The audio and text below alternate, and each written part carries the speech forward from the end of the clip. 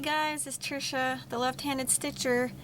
I got my package from 123 Stitched, and I figured I'd do a quick haul type video before we leave for Albuquerque tomorrow, because I don't know after the surgery how long it would be before I could, so I figured I'll just do it now.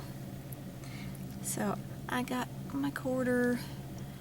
Granted, these little things are a bit overpriced for what they are, but I figure they're better than an electric drill, because you'll be able to you'll feel the tension of the twist, and it'll be a lot easier figuring out when it's been twisted enough. So I'm gonna have fun playing with this, making a bunch of cords for my FFOs that I decided to add cords to, so yay.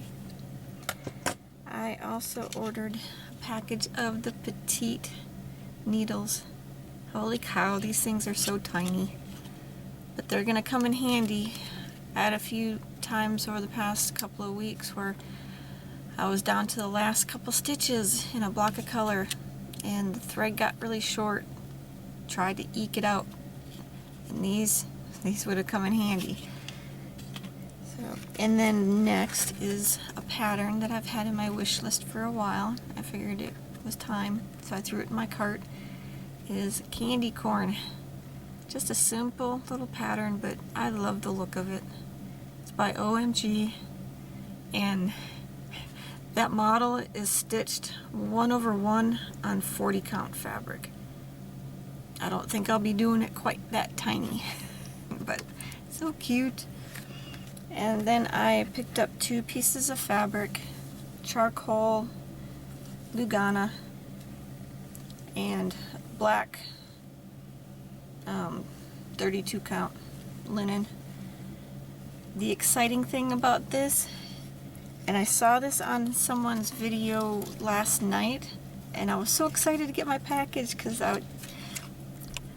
they started using hangy tags instead of those stupid stickers. Yay! Finally! That just makes me so happy. I had an incident a few months back, and I actually messaged 123 Stitch to show them what the residue from one of the stickers did to my iron. Can you see that? It's not coming off either. It's stuck on there. I've used the iron like 50 times since then. I have tried to clean it and it's not coming off. But so finally, hangy tags. Alright, so that was it. That's the haul. So I figure I'll talk about a couple other things since I'm here. I was working on Emerald Mermaid the past couple of days, and Mr. Frog visited me. I was about 75% through one of the symbols, and I went to get another length of floss out of the envelope. I pulled out another color out of that envelope, and I was like, why is there a different color in this same envelope? And it took a couple minutes, but it finally clicked. It was a blended color, so I was stitching it with just one of the colors. I haven't done blended in quite a while, so I frogged it, and I put her in her little case that I made, and she's hanging in her storage spot right now in a timeout. And I've decided to start my flag of stars. I figure I have no idea after the surgery if I'll be conscious for any real length of time, but if I am, this will be a good project because it's over 2 on 18 count. So what could be easier? And it's decent blocks of color, so even if I'm a little bit loopy, I should be able to manage this. And if I don't work on it, then it's ready for whenever I want to start it. Also, let's see, save the stitches. I've decided to do a modified version of Save the Stitches. I've had this rolling around in my head for a while, and I've just finally decided on a design. Now I just have to figure out what I want to use for the fabric and the thread and the beads and the blending filament. Those decisions are not going to be easy, I can tell you. So if you guys have any suggestions, I'll be happy to hear them. I was looking at the chatelaine stitch along that's scheduled for 2017. I looked through all of her patterns, and I found one that really spoke to me. It was the Fire Lily Mandala. Martina's site points me to European Cross Stitch, saying I can get the PDF from them. Their site doesn't have the PDF listed. I contacted them and they said, well, Martina hasn't released it to them yet. I'm like, so how the heck am I supposed to get this pattern? If it's that difficult to get a chatelaine pattern, do I really want to do one? We'll see. Also, I have a pattern book, pamphlet I think you call it, that I've been looking for, and I can't seem to get my hands on one because it's out of print. It's called Mary's Minis. It's done by Mary Engelbright. I finally find one for sale on the internet, and it's a bookstore that's based out of Nigeria. So, yeah, I'm not sure about how that's going to work out. If they still have it in a couple of weeks, I'll probably get a prepaid credit card. That way I don't have to worry about them any issues. We'll see.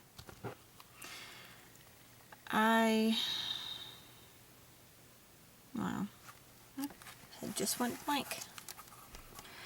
Even though I got a list right in front of me, okay, so Facebook, friend requests. I've been getting a few friend requests from Flosstube folks on Facebook, and I have thought about it, and I decided, even though I don't really do anything on my personal page, I don't do stuff there. The only Facebook stuff I do is in the cross-stitch groups. I'm keeping my personal page face-to-face friends and family. So if you've sent me a friend request, and you haven't heard, that's why. I've decided I want to keep it with the circle of friends and family that, yeah. And comments. I love reading all your comments. I may not reply all the time. If you ask a question, of course I'm going to reply. I've noticed that I start feeling a little stressed because I struggle with wording a response usually. If it's not an actual question, or something that... Anyways, I decided I don't want to stress myself out about it. So what I do now is, when I read your comment, I hit the thumbs up. That way you'll know I read it.